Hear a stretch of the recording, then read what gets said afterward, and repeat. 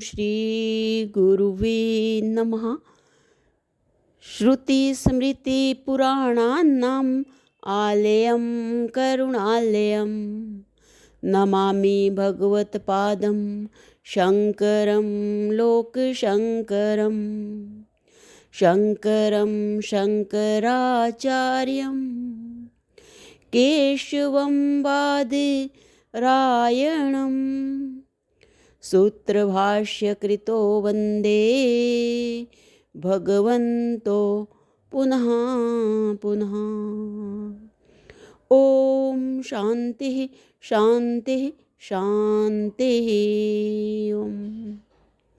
प्रणाम भगवान श्री आदि गुरु शंकराचार्य जी विरचित चरपट पंजरिका, जिसके भगवान परमहंस स्वामी योगानंद जी, जिनको आलू वाले बाबा भी कहते हैं, बहुत ही सुंदर मंत्रों की व्याख्या की है। भगवान मंत्र नंबर 7 की व्याख्या को आगे कंटिन्यू करते हुए मंत्र नंबर 7 है, व्यसी गते कह काम विकारा शुष्के नारे कह कसार क्षिणे विते कह परिवारो ज्ञाते तत्व का संसारा। तो स्वामी जी यहाँ पे एक दृष्टांत दे रहे हैं कि भाई जब धन चला जाता है तो धन जाने पर परिवार कहाँ है। तो यहाँ पे बहुत ही अच्छा दृष्टांत स्वामी जी ने दिया कि एक युवक का जो अपना धन कमा के परिवार वालों को देता है और बाद में जो है किसी कारणवश जो है वो उसको जैसे किसी कारणवश वो धन को नहीं कमा पाता, तो आगे स्वामी जी ने बताया वो कैसे कैसे दूसरे शहर में जाता है, फिर वहाँ भी उसे काम नहीं मिलता, तो फिर वो कैसे कैसे वापस आता है अपने वहाँ परिवार के पास। तो इसी को ही आगे स्वामी जी यहाँ पे बता रहे हैं कि भाई जब वो रास्ता बीच में रास्ता भी भूल गया तो उसको किसने बताया कि तू इस रास्ते से चला जा और वहाँ पे रुद्र सागर आएगा, वहाँ के आगे जो है वो रेलवे स्टेशन है, वहाँ से रेल लेके तो अपने घर जा सकता है। तो वो जो है वो चलते गए आगे। जब उनको लगा कि रुद्र सागर, उन्होंने कल्पना में कर लिया कि बहुत बड़ा सागर होगा, तो वहाँ पे मैं बैठ के वहाँ पे नहाऊंगा भी, सारे काम करूँगा। तो यहाँ पे अब वो आदमी एक राहगीर से पूछता है कि भाई रुद्र सागर कहाँ है। तो वो आदमी उसको बताता है कि यही रुद्र सागर है। और तो वो बोलते हैं कि मैंने तो रुद्र सागर पर बड़ी बड़ी आशाएं बांध रखी थी, यहाँ तो ना छाया है, ना जल है, ना बस्ती है। हाय रुद्र सागर, तू तो रुदन सागर हो गया, रुदन सागर ही है। उस मनुष्य ने कहा, झूठ मूठ का नाम ही नाम है, सागर कुछ नहीं है। बूढ़े को प्यास लग रही थी तो वो वहाँ पे जो है वो पानी नहीं था, तो वो बेहोश हो गए। 2-3 घंटे वहाँ बेहोश ही पड़े रहे। फिर वहाँ एक राहगीर और आया, तो उसने उनको जल वगैरह पिला के और कुछ खाने को दिया, तो फिर वो चेतन हुए। और फिर आगे चलते चलते जब गए तो किसी ने बोला कि भाई यहाँ पे बहुत सारी स्त्रियाँ जो हैं विश्वव्यापी युद्ध में बहुत से मर गए हैं, बहुत सी स्त्रियाँ जो हैं पुरुष रहित हो गई हैं, वे सब इस शहर में आ रही हैं। गौर रंग है और युवा भी हैं, और कोई मनुष्य मिलता है उसके साथ शादी कर लेती हैं। वे बूढ़ा जवान कुछ भी नहीं देखती। तो बूढ़े ने विचार किया कि अब युवा स्त्री मेरे किस काम की, मुझ में काम विकार का सामर्थ्य कहाँ है। ऐसा विचार कर उसने उन लोगों का मार्ग छोड़ दिया और स्टेशन का मार्ग लिया। वहाँ से जो गाड़ी जाती थी उसी के शहर में पहुँचती थी।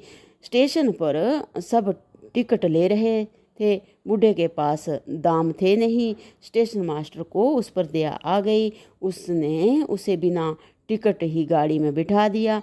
बूढ़ा शहर में पहुंचकर अपने घर आया।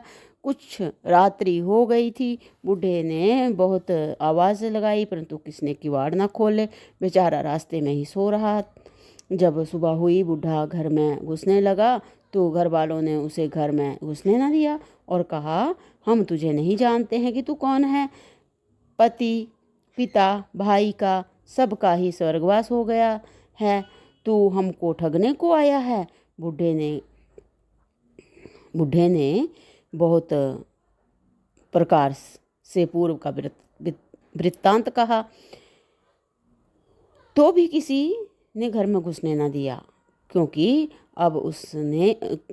अब उससे किसी प्रकार का स्वार्थ होता नहीं दिखता था। अंत में बेचारा शहर के बाहर नदी किनारे पहुंचा। वहाँ एक संत रहते थे। जब वे भोजन करते थे तब आसपास जो कोई भूखा होता उसे बुलाकर भोजन करा देते थे। बुढ़ा वहाँ ही भोजन करने लगा और पड़ा रहने लगा। 5-7 रोज नियमित अच्छा भोजन मिलने से बूढ़े के शरीर और मन में कुछ शक्ति आ गई। संत के यहाँ शाम को प्रतिदिन शास्त्रोपदेश हुआ करता था। बूढ़ा भी वहाँ बैठा बैठा सुना करता।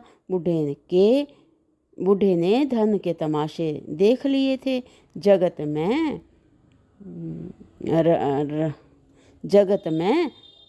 राज से रंक तक सबका अनुभव कर लिया था। धन के तमाशे देख लिए थे। जगत में राज से रंक तक सबका अनुभव कर लिया था। जगत के ऊपर उसको वैराग्य हो ही रहा था।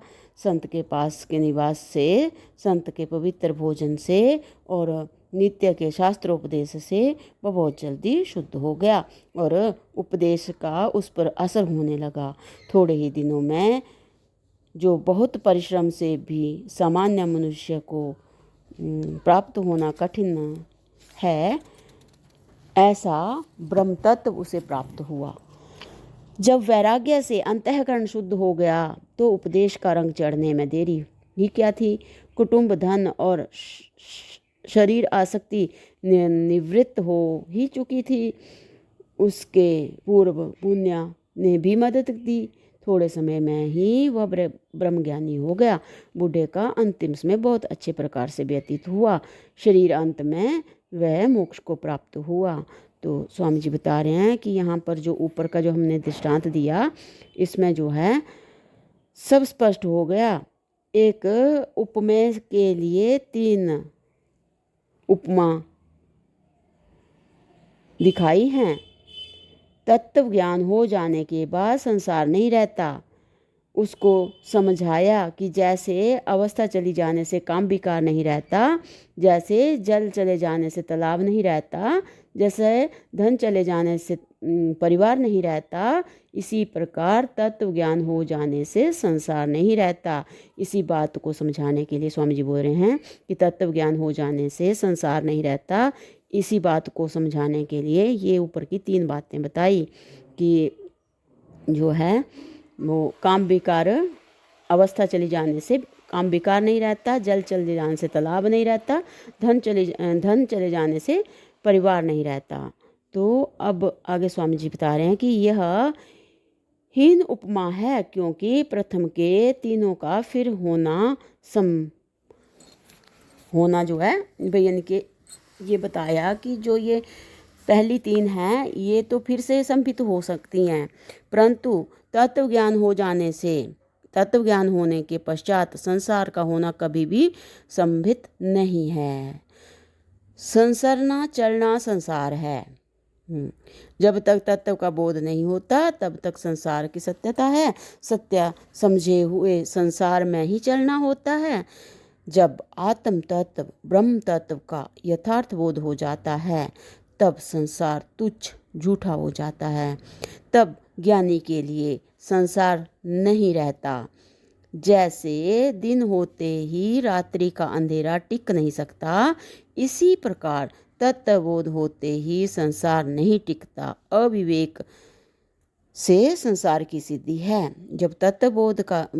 जब तत्वबोध रूप विवेक होता है तब अविवेक और अविवेक का बना हुआ संसार भाग जाता है। जो दिखता है वह संसार नहीं है, किंतु अहम भाव सहित मन का अनेक इच्छाओं में घूमना, राग द्वेष सहित पदार्थों का ग्रहण करना, यही संसार है। यह संसार अज्ञान से है। जिसको ज्ञान हो जाता है उसको उपरोक्त संसार नहीं रहता। बाहर का संसार तो केवल उसकी छाया है, सुख दुख का हेतु भी नहीं है। तब उसे संसार किस प्रकार कहा जाए। तत्व ज्ञान होने से अपने आद्य व्यापक स्वरूप का बोध होता है। उस बोध से व्यक्ति भाव के बने हुए जीव भाव, अहम, ममत्व आदि उनके स्थान रूप तीनों शरीरों के स्थान रूप संसार अज्ञान सबकी ही निवृत्ति हो जाती है। परंतु आश्चर्य यह है कि संसार की निवृत्ति तत्वज्ञानी के सिवाय अन्य के जानने का विषय नहीं है। संसार की निवृत्ति तत्वज्ञानी के सिवाय अन्य के जानने का विषय नहीं है। धन्य भाग्य उस बूढ़े का, अनंत कष्ट सहते हुए भी सत्संग के प्रवाह से उसे अपने आद्य स्वरूप का बोध हुआ। जैसा संग वैसा रंग। जो अपना कल्याण करना चाहे उसको चाहिए कि जिससे तत्व ज्ञान का बोध हो सकता हो उसी का संग करे। तो भगवान यहाँ पर जो है वो हमारे मंत्र नंबर 7 की व्याख्या जो है वो विराम लेती है। प्रणाम भगवान। ओम शांति ही शांति ही शांति ही। ओम।